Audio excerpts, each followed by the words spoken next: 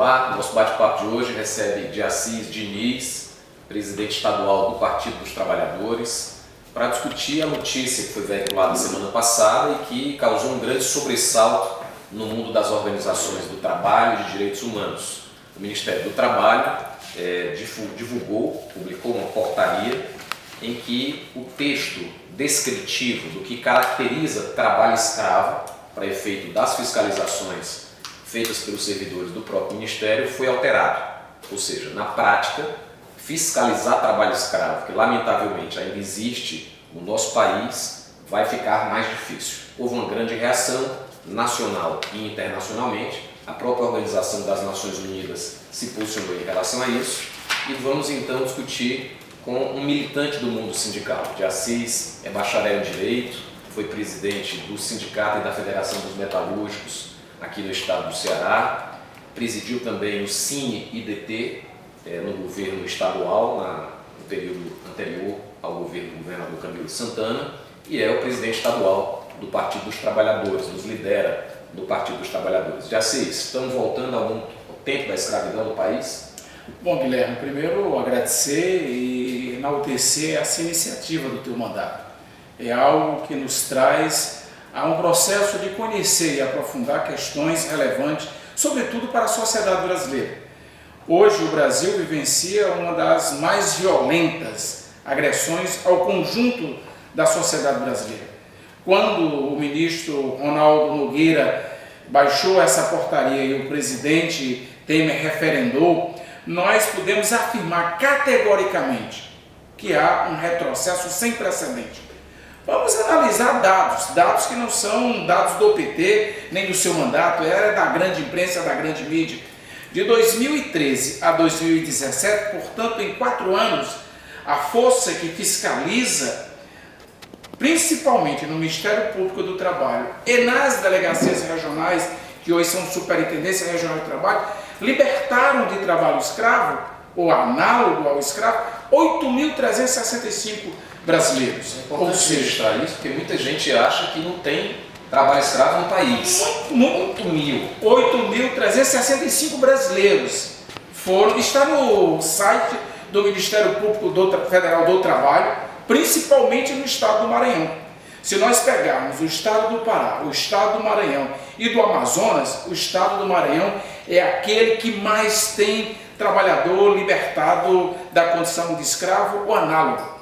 Mas para você que vai assistir, que vai poder perceber o que foi que aconteceu com essa proposta de revogar. Primeiro, nós vamos ter que não haverá mais lista de empresas ou de personalidades ou de pessoas físicas, a chamada ficha suja ou a lista negra. Segundo, você está deixando de ter o comparativo analítico do ponto de vista da sociologia do trabalho. O que caracteriza o trabalho escravo ou o trabalho análogo são as condições às quais ele está submetido, portanto tem um critério objetivo para esta reflexão e análise. Você tem jornadas exaustivas de trabalho e, sobretudo, a submissão na relação de trabalho. Normalmente esse trabalhador ele se alimenta nas piores condições, é fiscalizado inclusive com pessoas armadas que não têm condições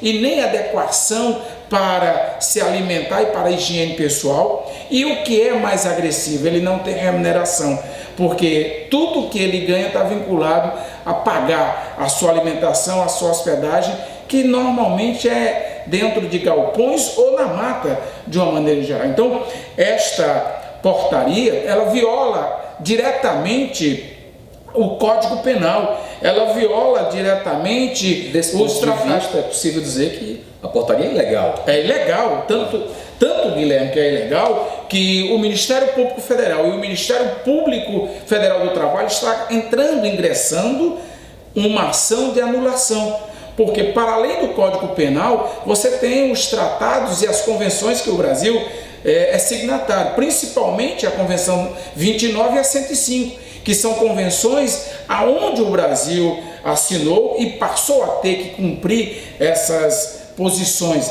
E quando nós percebemos, nós temos que entender o que foi que aconteceu.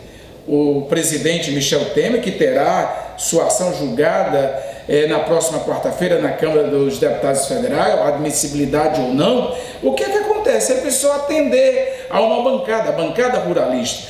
Quem é o ministro do Trabalho? Ronaldo Nogueira é a maior expressão da bancada do boi. A bancada do boi é a bancada ruralista do agronegócio, que tem 208 deputados federais. Para fazer um gesto, esta bancada, ele vai lá, retira, portanto, essas condições, acabando por decreto uma lei que construiu um diálogo com a sociedade e com uma intervenção internacional. Portanto, é algo que tem que ser percebido como fruto de uma política de salvar o presidente e fazer gesto com o agronegócio, com a bancada do boi, que efetivamente tem um grande poder na Câmara Federal. E o que nós percebemos é que, ao tomar esse conjunto de medidas, nós vamos precarizando e aprofundando as relações do mundo do trabalho. E na sociologia do trabalho, hoje, o que caracteriza para nós que defendemos uma visão para que todos tenham direito à jornada, à carteira de trabalho, à alimentação, à assiduidade, mas, sobretudo, a uma remuneração digna e condições de trabalho dignas. Bom, então, para que você compreenda bem, o Ministério do Trabalho editou uma portaria alterando o conceito de trabalho escravo para fins das fiscalizações do Ministério. Pelas novas regras, para caracterizar trabalho escravo, o fiscal ele precisa constatar submissão do trabalhador sob ameaça de punição com o uso de coação. Então, com a nova regra é isso. Mas como é que era anteriormente? Bastava verificar trabalho forçado, jornada exaustiva, condições degradantes, restrição de locomoção por razão de dívida ou por qualquer outra circunstância. E não precisava ser verificado, não precisavam ser constatados todas essas questões simultaneamente. Elementos como esses que foram referidos, sendo constatados pela fiscalização, já permitia um tipo de punição que era a aplicação de multa. Olha que nós não estamos falando nem do Código Penal.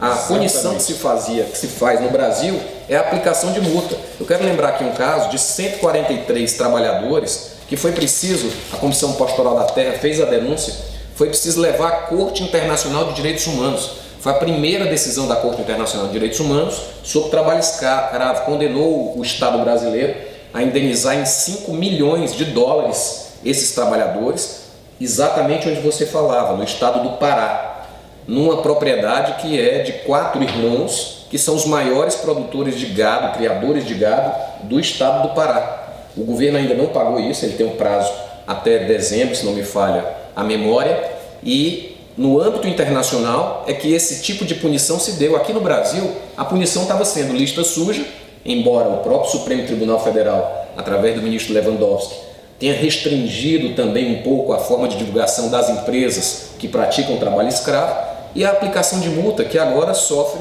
essa baixa. Agora eu te pergunto, de Assis, o Ceará a gente tem verificado situações de trabalho escravo também aqui no nosso estado? Bom, Guilherme, primeiro reforçar essa referência ao Código Penal. O artigo 49 do Código Penal brasileiro, ele tipifica como conduta dolosa, portanto, conduta criminosa, que não vai para o aspecto da multa, mas vai pela ação do indivíduo, que criminaliza e que tem repercussão direta no cerceamento de liberdade. O que significa dizer que nós não estamos tratando, e não há um único caso no Brasil de que tenha sido consignado, a partir do Código Penal, no seu artigo 49, uma conduta criminosa. Somente multas. E essas multas não tem nenhum empresário preso não tem absolutamente nenhum, não existe. Bom, no Ceará nós não temos registro de trabalho escravo ou trabalhos análogos. O que nós temos são cearenses que se desloca para outras regiões, e aí nós temos inúmeros registros que dão conta de que foram libertados cearenses em outras partes do Brasil que estavam na condição de trabalho análogo ao escravo. nós tivemos registro, inclusive num grande estado como o de São Paulo, no corte da cana, nós tivemos no Maranhão, nós tivemos no Pará, de forma que há sim no Brasil ainda a presença lamentável de pessoas inescrupulosas que fazem com que a pessoa seja reduzido a coisa, que faz com que a personalidade e o indivíduo seja reduzido a uma mera mercadoria. E isso nós não podemos aceitar. Portanto, a reação que o conjunto da sociedade, o mundo, de uma maneira geral, ficou agredido com essa medida e reagiu fortemente. E a pressão é que trabalhemos para a revogação desse decreto. Falando disso, de Assis,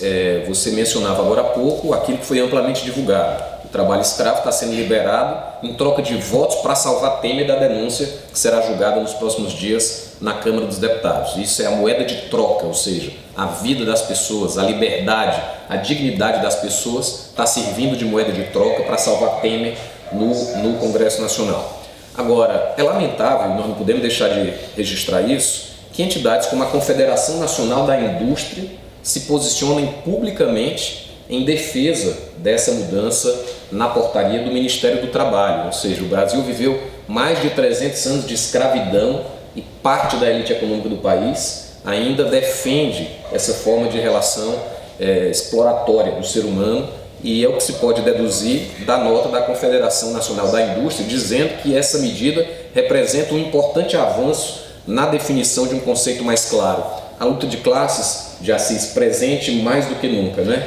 Nós podemos, antes de falar sobre o papel do empresariado brasileiro, seja da confederação, seja das suas federações, hoje os jornais dão conta de que Michel Temer, fazendo mais um gesto para os ruralistas, está apresentando, como o ministro está fazendo, uma redução das multas do agronegócio, vai dar um abono de 60%, e os 40% do restante da multa será feito um processo de compensação, seja compensação ambiental ou qualquer outra natureza.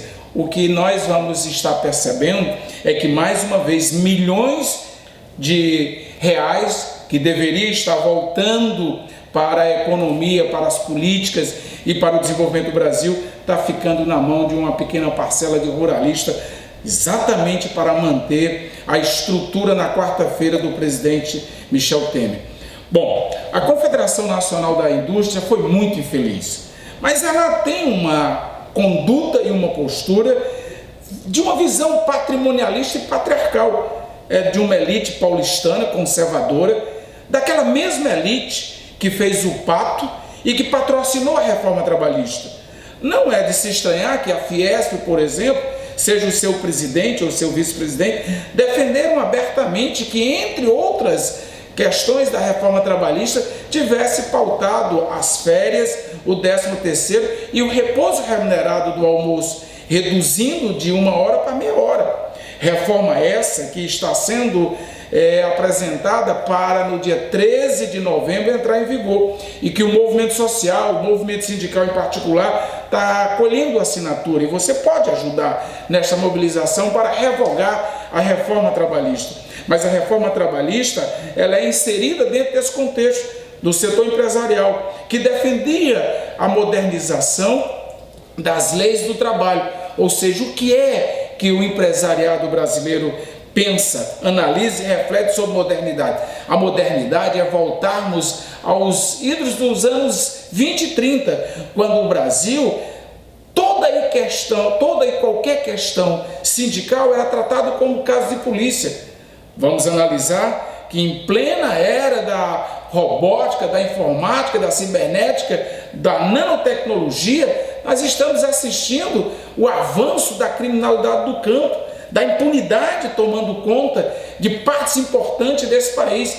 Nós podemos registrar o movimento dos trabalhadores rurais sem terra, os ligados à Via Campesina, os ligados à CPT, muitos foram mortos, os indígenas sendo atacados, porque a bancada que tem a impunidade dentro da Câmara dos Deputados avança com o agronegócio, avança tirando a mata para botar o boi, tirando a mata para botar o capim. E é esta lógica desse empresariado carcomido, que não tem visão social, que não tem uma visão de uma sociedade progressista. O que ele quer é acumular e a lucratividade.